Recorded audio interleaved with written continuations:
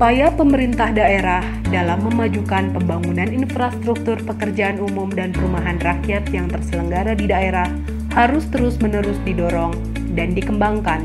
Kementerian Pekerjaan Umum dan Perumahan Rakyat sebagai instansi pembina pembangunan infrastruktur bidang pekerjaan umum dan perumahan rakyat seyogyanya memberi perhatian dan pembinaan terhadap dinamika, kreativitas, dan inovasi pembangunan di daerah.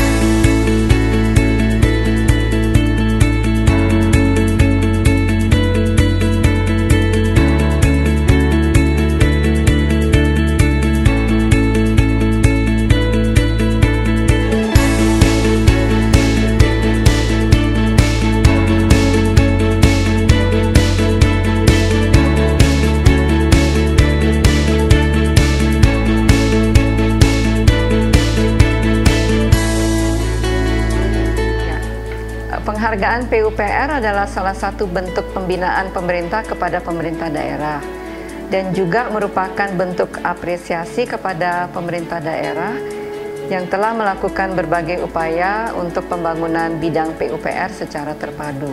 Tujuannya adalah mendorong Pemda agar meningkatkan pelayanan bidang PUPR, meningkatkan koordinasi dan sinergi pembangunan infrastruktur di daerah, memperoleh gambaran kinerja pembangunan bidang PUPR di daerah, dan ini menjadi masukan untuk perencanaan dan juga untuk pembinaan secara nasional.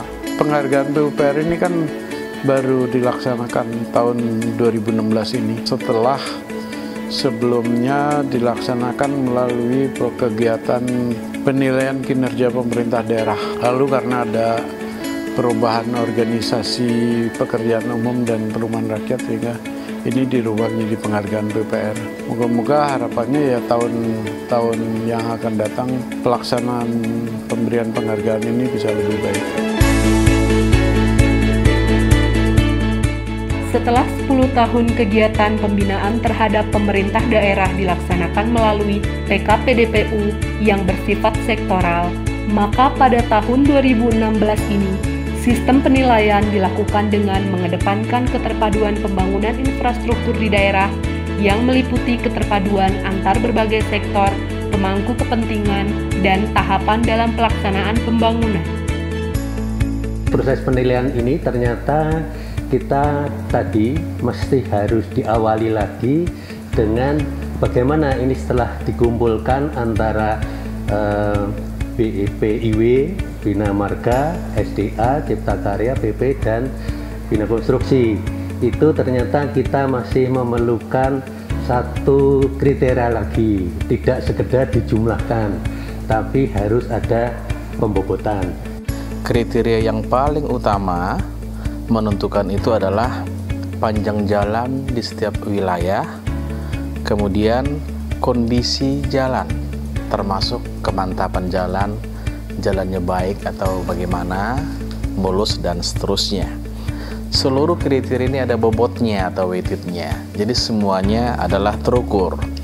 Ada dua sektor yang dinilai, yaitu sektor persampahan dan sektor air limbah. Ya, memang ada hal yang menarik di dalam menilai ini. Pertama adalah mungkin walaupun sektor PLP-nya baik gitu ya, barangkali belum tentu dia juga menjadi juara. Itu yang paling penting ya. Di dalam satu kegiatan pembangunan itu kan tentu dimulai dari perencanaan, pelaksanaan, dan mungkin satu hal lagi pencapaian target. Dan yang paling penting di sini sebenarnya kalau di penyediaan perumahan adalah kemanfaatannya.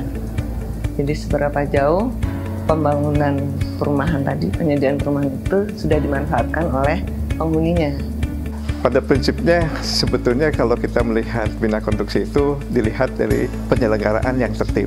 Artinya bahwa dukungan dari peraturan, kemudian dukungan dari tim pembina jasa konstruksi yang dinilai, dan tentu saja ketika ada pengaturan yang baik, ada tim yang baik, tentu harus didukung program yang baik. Teman-teman dari Bina Marga, Sumber Daya Air, Cipta Karya, Penyediaan Perumahan, Bina Konstruksi, dan termasuk BPIW, kita memberikan formulir-formulir isian dari mereka untuk mengklarifikasi, untuk melihat, dan sekaligus juga kita melihat lapangan di sana.